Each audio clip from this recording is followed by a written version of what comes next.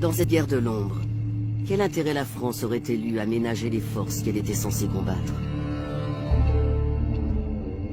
Les Français, à travers la firme Areva, exploitent les mines d'Arlit, qui sont à 300 km de la frontière malienne, en face du nord du Mali. Donc ça a été invoqué comme une des causes de l'intervention française parce que c'est une région sensible.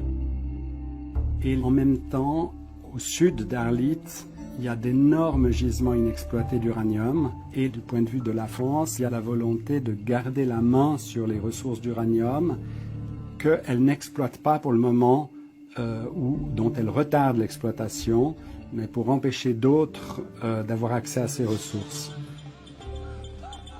Les Français étaient favorables et travaillaient à une certaine autonomisation du Nord Mali, Touareg, par rapport à Bamako. Pour forcer le Sud à accepter, à être plus docile au diktat de la France et dire au Nord, c'est grâce à nous que vous avez cette autonomie, donc on travaille la main dans la main. Donc c'est trouver dans ces deux partenaires des avantages.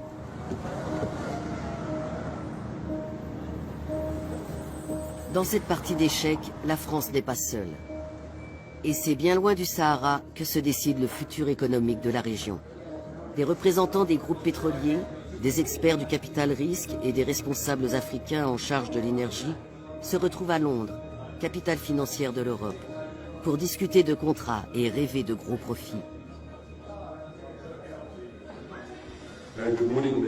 Bonjour mesdames et messieurs et bienvenue à ce 11e forum de l'Afrique indépendante. Malgré le chaos, les guerres et les révolutions, l'intérêt des Occidentaux reste considérable pour ce qui pourrait être la plus grande réserve non exploitée de pétrole sur le continent. L'Eldorado du Sahel, le bassin de Taoudéni, qui s'étend de la Mauritanie à l'Algérie, couvrant le Nord Mali. Il existe des gisements en quantité non négligeable, mais dans une zone très vaste, peut-être plus grande que le Texas ou équivalente aux 2/3 de l'Europe. Il y a donc très peu de puits dans cette zone, en tout cas pas assez pour faire une estimation. Il faudra beaucoup de temps pour connaître les ressources exactes de ce bassin. Malgré un déclin récent de l'importation de gaz et de pétrole africain vers les États-Unis, les intérêts des grands groupes énergétiques américains pour l'Afrique n'ont pas diminué. Les besoins de l'Asie et de l'Europe ne cessent de croître. Près de 2000 milliards d'investissements dans le pétrole et gaz africain sont prévus au cours des 2 prochaines décennies.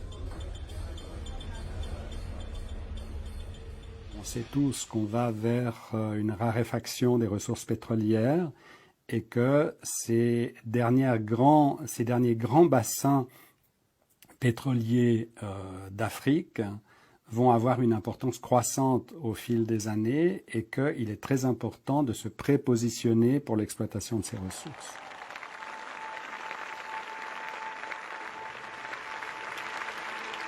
En mai 2014, Obama annonce qu'il va consacrer 5 milliards de dollars supplémentaires à la lutte contre le terrorisme mondial.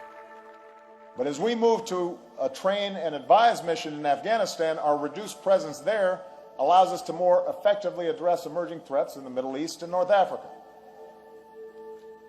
So earlier this year, I asked my national security team to develop a plan for a network of partnerships from South Asia to the Sahel.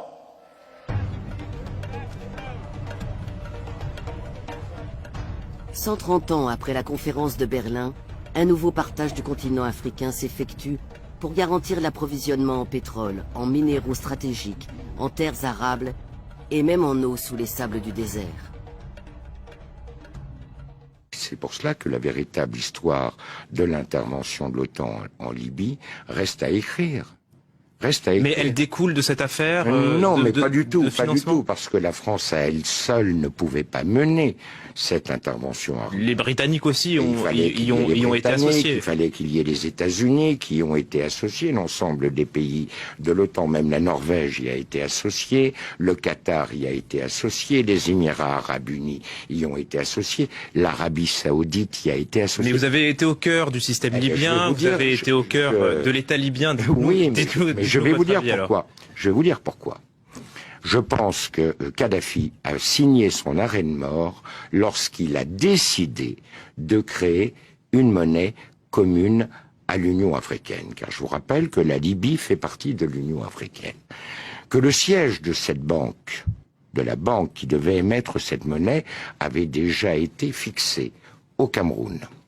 Je vous rappelle que dans le cadre du financement de cette banque, l'État libyen apportait 90% du capital requis, ce qui permettait ainsi à l'Union africaine de sortir des griffes, ou des pays membres de l'Union africaine, de sortir des griffes des bailleurs de fonds internationaux dont l'aide repose sur le dollar. Ça a été pour lui une erreur cardinale, car à partir du moment où il a pris cette décision... C'était en quelle année ? C'était en 2008-2009. Car à partir du moment où il a pris cette décision, il a heurté de front les intérêts des États-Unis et du dollar américain. Et vous avez un deuxième élément. Du temps du régime, les compagnies pétrolières étaient strictement encadrées. Elles avaient des zones qui étaient exploitées, certes, mais elles avaient un quota de production qu'elles ne pouvaient pas dépasser.